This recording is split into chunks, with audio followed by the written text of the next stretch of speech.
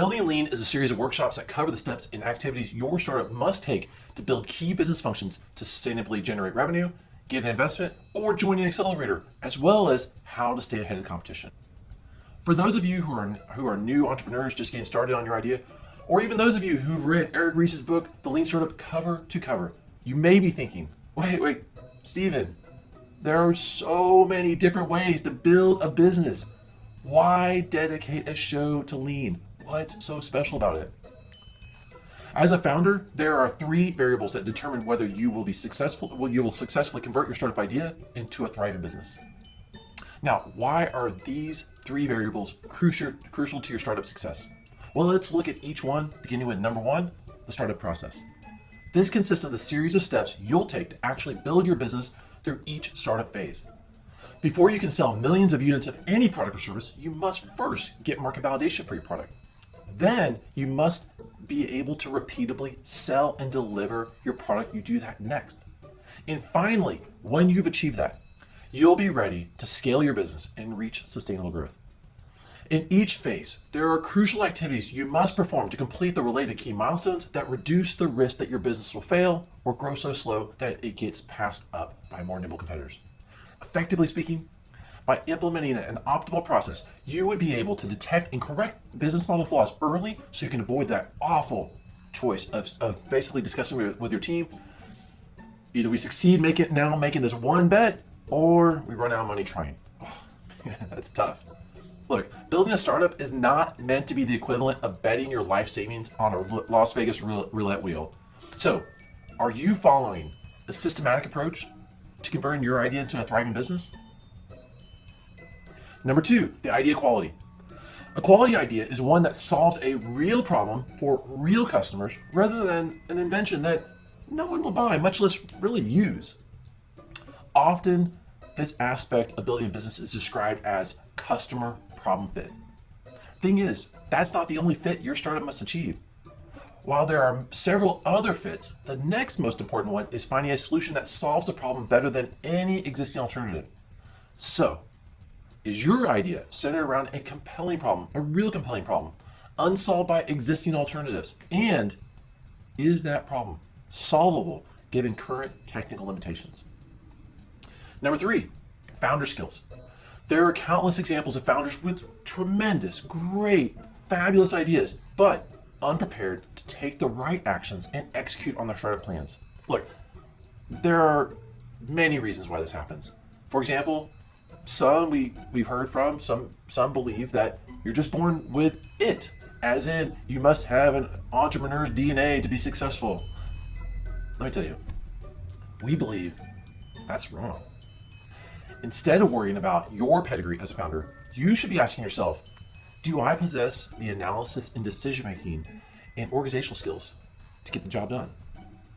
Look, if the answer to that question right now is no, that's actually totally fine. Many of us don't have the experience or skills yet, particularly when we're building our first business, which means you need to answer the question, do you know where you can acquire those skills while building your business? It's a little different pivot there, huh? Before we start looking at how the Lean process helps you manage each of these 3 variables, let's compare the Lean approach to building a business to the traditional approach, which is what many of us are probably more familiar with. See, the traditional approach reflects how we typically complete projects in a corporate setting, where we generally have enough of the resources necessary to do our work. Or it's how we work at school, when our goal is to get our assignment delivered, as pretty much the project scope has been already defined for us. Using the Lean approach, a founder can achieve market validation in as little as 6 to 12 weeks. Whereas, when you perform the research to understand what's involved with the traditional approach, a founder typically doesn't achieve market validation for up to 3 years. Within those same 3 years, a founder following the Lean approach would have completed all 3 startup phases, which explains why some startups take off faster than others. While approach and methodology matters greatly when it comes to timeliness of outcomes, that's not the only reason why we believe Lean is the best approach. Cost. Cost is an important factor as well. Take the market validation phase as a simple example. With Lean, you're only building a functional prototype that validates if you're solving a compelling problem that is not being currently addressed by the market and whether your solution works and is technically feasible, which means as you work through each milestone, you are performing the fatal flaw analysis to assess the quality of your idea. Using the Lean process helps you detect and correct fatal flaws if they are fixable. This is in contrast to the traditional approach, where a founder will build a fully ready to ship product up front. Because traditional founders cannot detect fatal flaws until they produced and shipped a complete product, the risk of failure is extremely high. Effectively, the Lean process allows the Lean founder to find and fix fatal flaws while ensuring real customers provide the proof that the solution works for them, versus the traditional process, which forces the founder to ship unproven solutions to customers in order to recoup their sizable upfront investment. Effectively, they're hoping that they're successful. Matter of fact, it sounds to me like the traditional founder should be scratching lottery tickets about now. Now, I want to be upfront about something. We've done a lot of research into how successful and failed startups are built. One of the difficulties in comparing the traditional and lean approaches is that the traditional approach lacks clear and consistent milestones, even for serial entrepreneurs. This is why founders typically focus, specifically traditional founders, they typically focus upfront on what makes the most sense to them, the product, rather than first proving out that they understand the problem their customer wants solved and whether they'll be able to reach and sell to them. What does that do? Well, taking that approach creates a lot of risk. So the traditional founders begin to spend quite a bit of time attempting to engage investors and applying to accelerators prematurely when they should be operating lean by focusing on early traction, upskilling their decision-making abilities, and refining analysis skills. When you think about it from a traditional founder's perspective, though, their mentality makes sense. A traditional founder recognizes that they have a gap when it comes to analysis, decision-making, and prioritization skills. In a sense, they hope by securing an investor or getting lucky and joining an accelerator, they're hoping that they'll be able to leverage those networks to fill in their gaps. Unfortunately, it just doesn't work that way.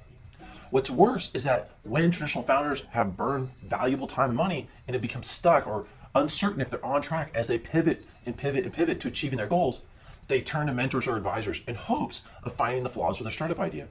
That doesn't, in a sense, seem like a bad strategy until you realize that they could have been performing a fatal flaw analysis all along the way after each milestone.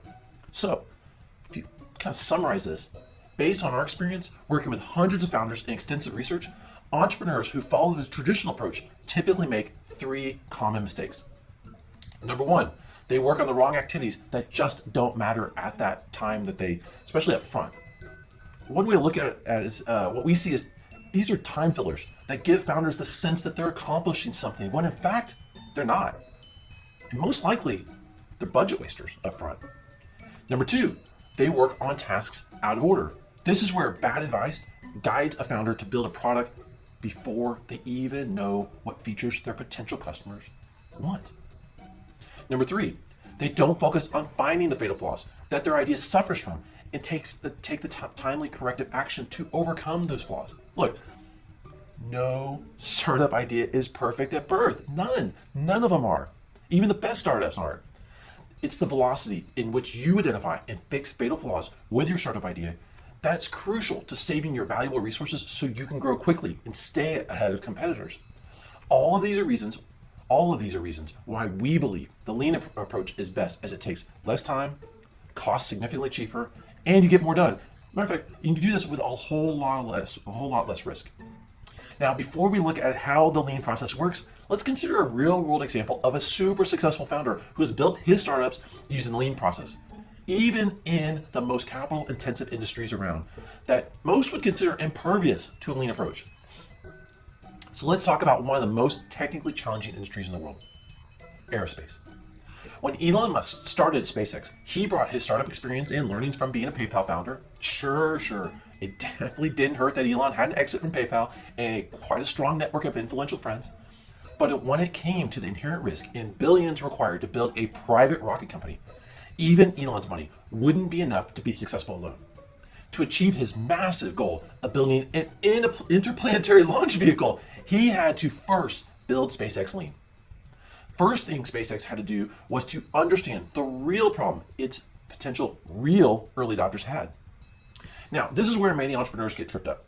They look at SpaceX having launched American astronauts to the space station or its stated goal of colonizing Mars and assume that SpaceX planned on NASA to be its initial customers. Wrong. Absolutely wrong.